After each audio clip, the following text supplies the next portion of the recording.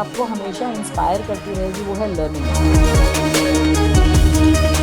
Change को adapt करने के लिए हर मोड़ पे अपनी जिंदगी में सीखना जरूरी है।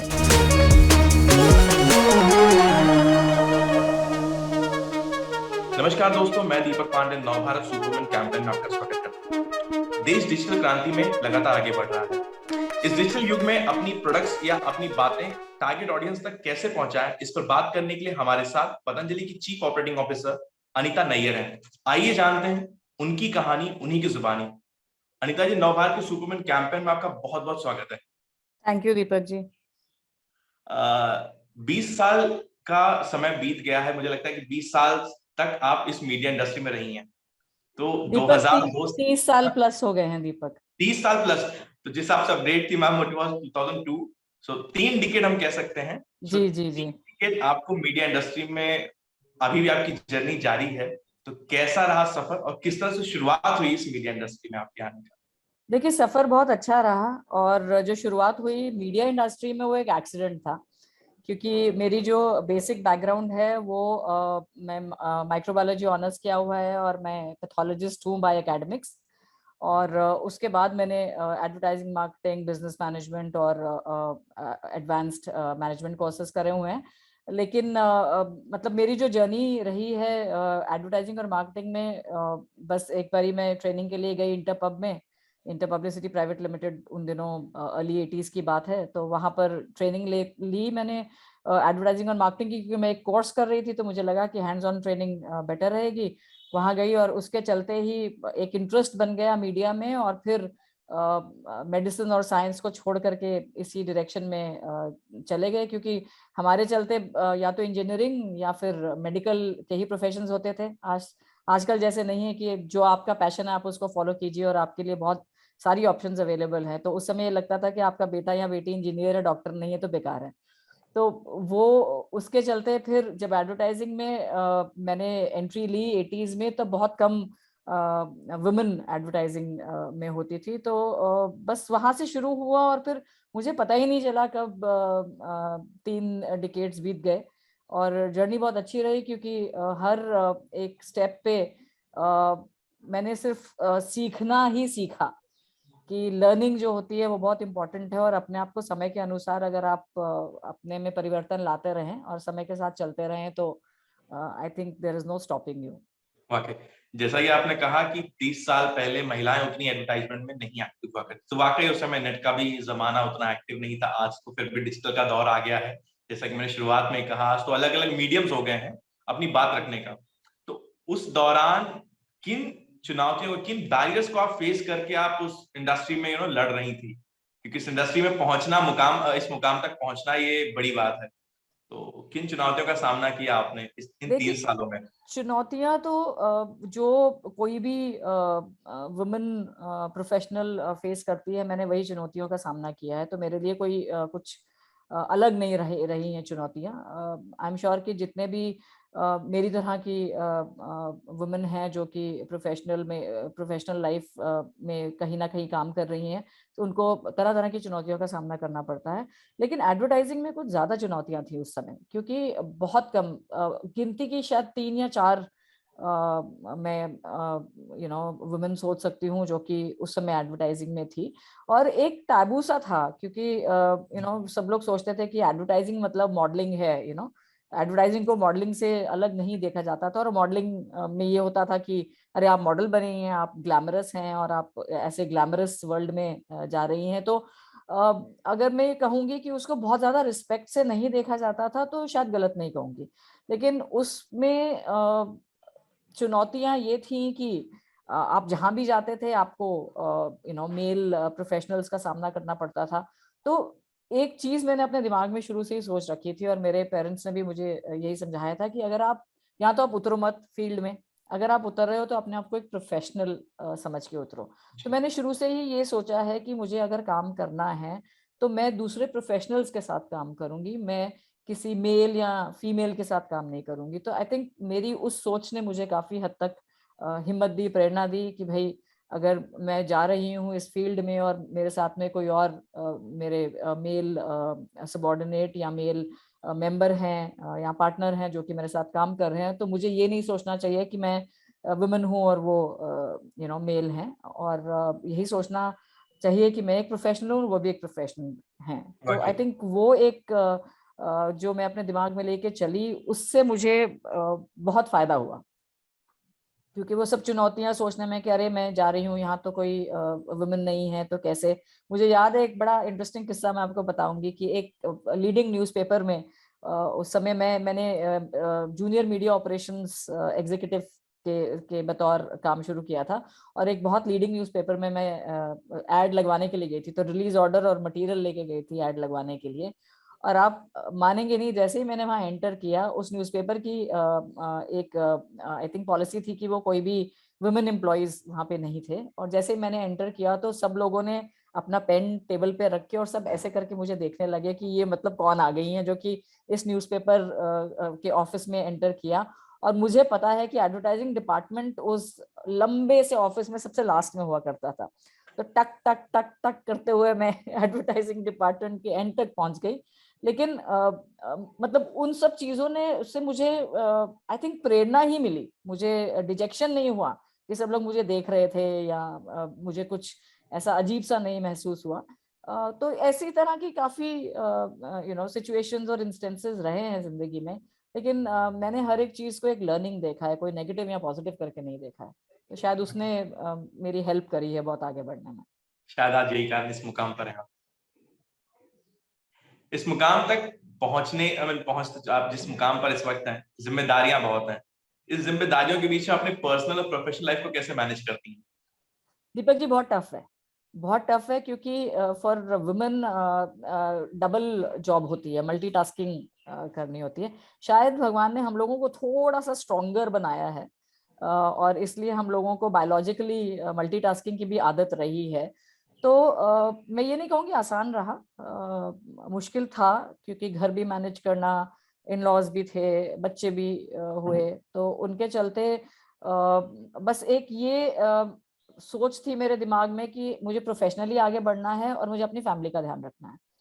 तो मैंने बस इन दोनों ही, घर और ऑफिस में ही अपना बैलेंस मेंटेन करके रखा, और ज्यादातर यहाँ वहाँ भटकने से ज्यादा यही था कि अपने प्रोफेशन में मैं कंसंट्रेट करूं और जितना अच्छा कर सकती हूँ वो करूं, और घर पे भी सब लोगों का ध्यान रखूं, ताकि किसी को मेरे नौकरी करने से या मेरे एक प्रोफेशनल होने से कोई शिकायत ना हो।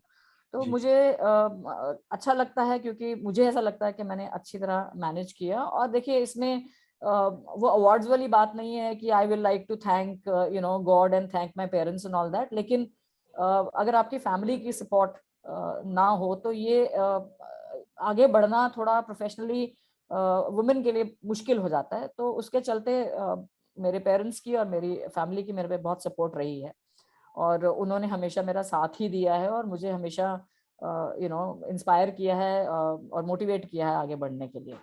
तो हाँ, बहुत कुछ छूट गया होगा शायद ऑफिस और घर के बीच में, लेकिन मैं देखती हूँ कि शायद मैंने बहुत कुछ पा भी लिया, क्योंकि दो अच्छी बेटियां हैं मेरी और बहुत अच्छे मुकाम पे हैं, अच्छा पढ़ लिख के अच्छे बड़ी हैं। अपनी मदर इन लॉ की मैंने बहुत सेवा करी है जिंदगी में, और प्रोफेशनली भी बहुत मेहनत करी है। तो बहुत सेटिस्फैक्शन है इस चीज की मुझे।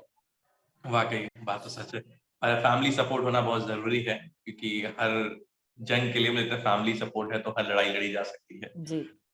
जैसा कि आपने बताया कि सपोर्ट की बात की, साथ ही देश में या राज्य में, शहर कम करते हैं, बहुत सारी महिलाएं ऐसी हैं जो आगे बढ़ना तो चाहती हैं, लेकिन कई बार बड़ी बड़ी चुनौतियों का सामना करना पड़ता है, या वो कौन से बैरियर्स हैं, वो कौन सी चुनौतियां जो उन्हें सामना करना पड़ता है आपके नजरिए से? देखिए मुझे ऐसे लगता है कि जिस माहौल में हम लोग हैं, और अभी भी इतनी ज्यादा हमारी जो सोच है वो मॉडर्न नहीं हुई है, कहने और करने में बहुत फर्क है अभी भी। और ये चुनौतियां, क्योंकि हम औरतें हैं और वुमेन हैं, तो ये चुनौतियां का सामना तो जेंडर के बेसिस पे हमको करना ही पड़ेगा। और हर कैटेगरी में जो औरतें काम करती हैं उनकी अपनी अलग अलग चुनौतियां हैं। मेरे लिए अलग चुनौती थी, क्योंकि एडवर्टाइजिंग में कुछ ज्यादा वुमेन नहीं थी। अब आप देखिए, आज ही मैं पढ़ रही थी कि दिल्ली में अगर आप, मैं दिल्ली को बिलोंग करती हूँ, और उन्होंने ट्रांसपोर्टेशन डिपार्टमेंट में कहा है कि दिल्ली में सिर्फ एक ई रिक्शा वुमेन ड्राइवर है। और सिर्फ एक बस चलाती हैं वुमेन ड्राइवर।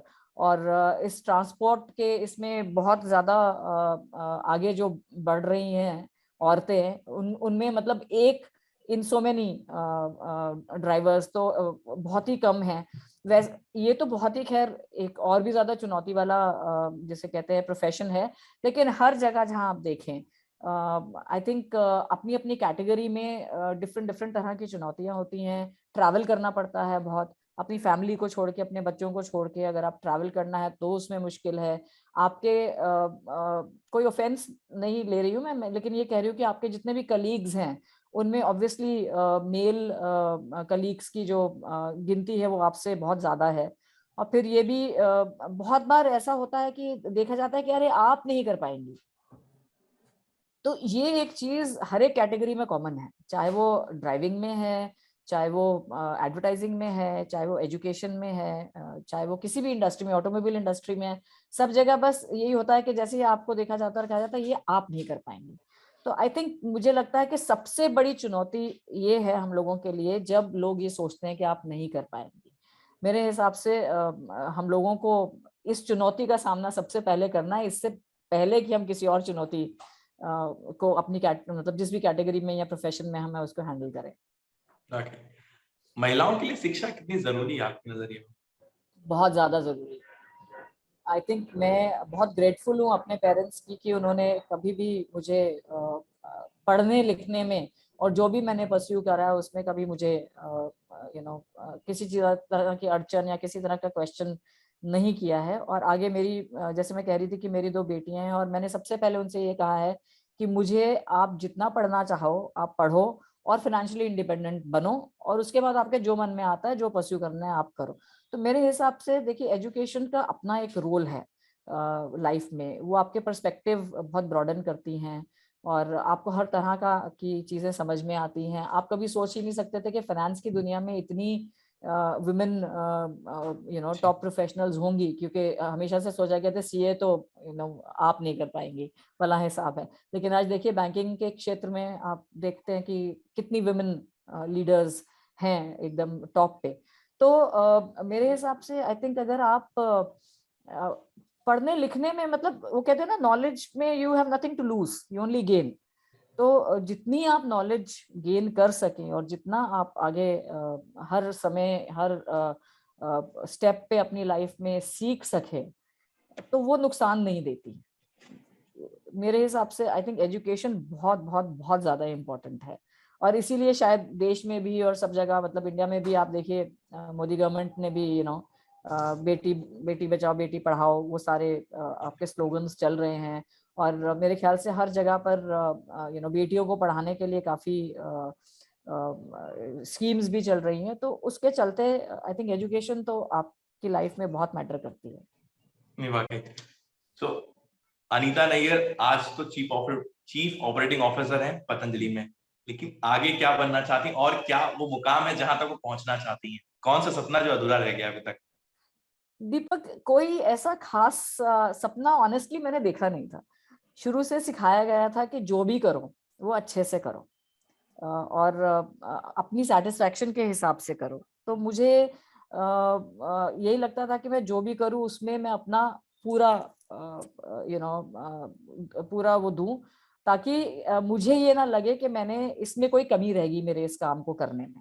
तो मैंने बस मेहनत ही करी है और बहुत ही डेडिकेशन और लॉयल्टी के साथ काम किया जो भी किया है।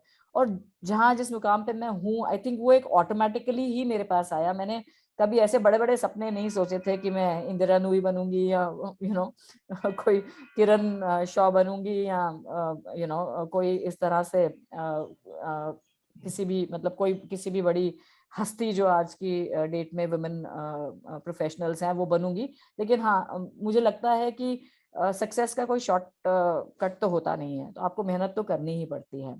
तो बजाय सीढ़ियाँ 5 एक साथ चढ़ के और फिर गिरो, इससे अच्छा है कि एक एक करके चढ़ो, ताकि आप मजबूती से अपने हर मुकाम को भी पाओ और हर लक्ष्य को भी हासिल करो। तो उसके चलते मेहनत करना बहुत जरूरी है। और मेहनत के साथ में फिर वो होता है ना कर्म किए जो और फल की इच्छा मत कर इंसान। तो आई थिंक वो मेहनत आपका एक कर्म हो जाता है जिससे फल शायद ऑटोमेटिकली ही आ जाता है। तो मेरे मेरे केस में पर्सनली तो वो हुआ है। तो बस मेहनत ही की है मैंने और तो मुझे ऐसा कुछ सपना नहीं देखा आगे क्या बनना है। जो हो रहा है अच्छा हो रहा है और मैं उसके चलते आई थिंक भगवान की बहुत शुक्रगुजार हूँ कि उन्होंने हमेशा मेरे को सपोर्ट किया है और आगे बढ़ने का की सोच और मौका दोनों दिया है। महिला कितनी सुरक्षित है, अगर आप क्या राय होगी इस पर?